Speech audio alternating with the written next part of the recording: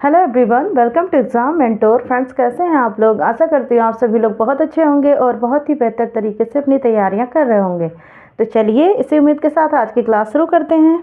आज हमें क्या पढ़ना है? आज हमारा एक नया चैप्टर है, ठीक है। हमें इसको पढ़ना है। आज का हमारा चैप्टर क्या है? कर्म व्यवस्था परीक्षण, यानी कि रैंकिंग टेस्ट, है ना।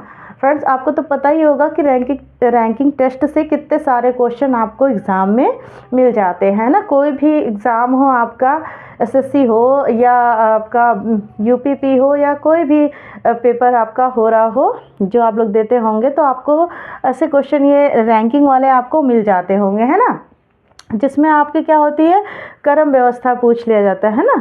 तो चलिए शुरू करते हैं देर न करते हुए। आज की हमारी क्लास क्या है? रैंकिंग टेस्ट, ठीक।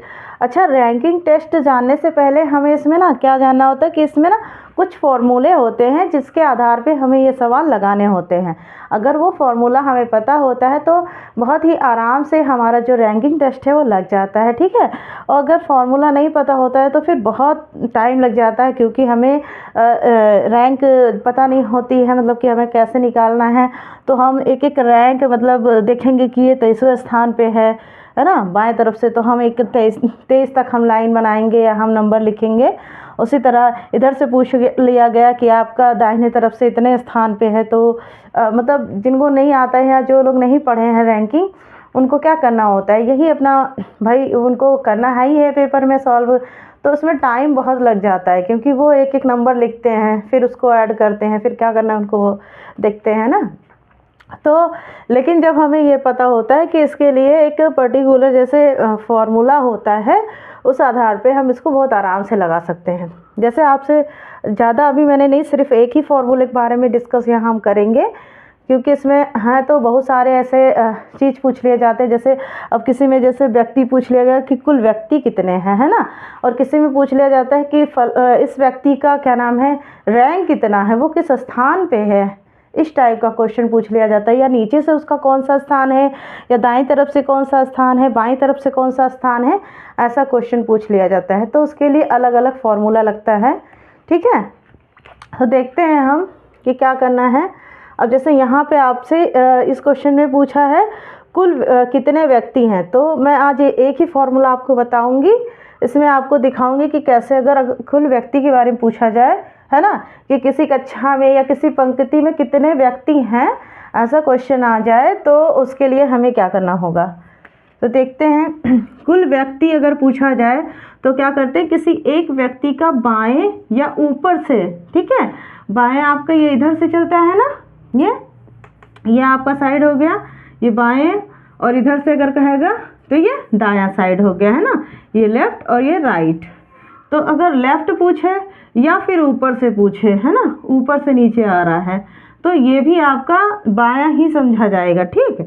और अगर ऊपर से नीचे की बात हो रही है तो समझ लीजिए ये राइट साइड, है ना।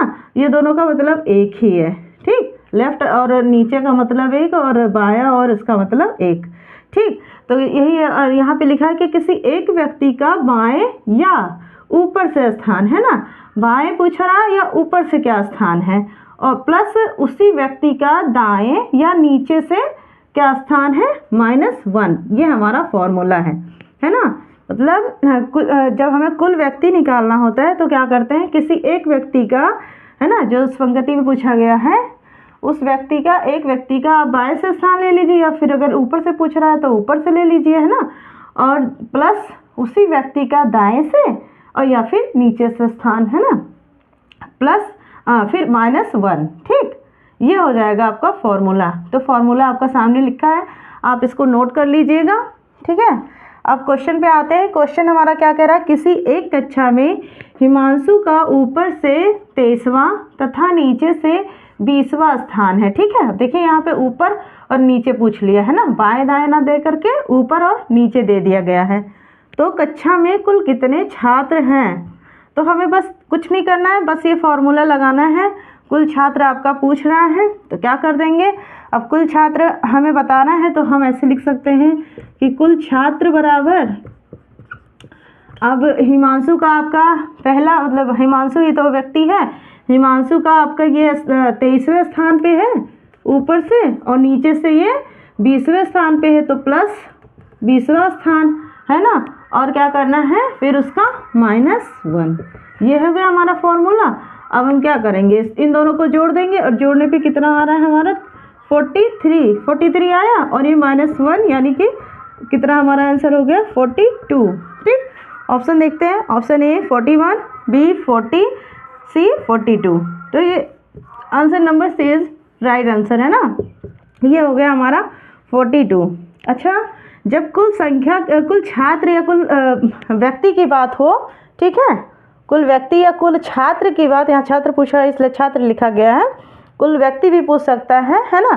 तो जब कुल व्यक्ति की बात या कुल छात्र या किसी कुछ भी लिखा हो, उसकी बात अगर हो रही, मतलब पूरे की बात अगर हो रही है, पूछा गया है, तो उसका एक फॉर्मूला आप ये भी देख सकते हैं। यहाँ पे जैसे लिखा है कुल व्यक्ति बराबर कुल रैंक -1, कुल रैंक, और उसमें अगर -1 कर देंगे हम, तब भी हमें समझ में आ जाएगा, मतलब हमारा आंसर आ जाएगा।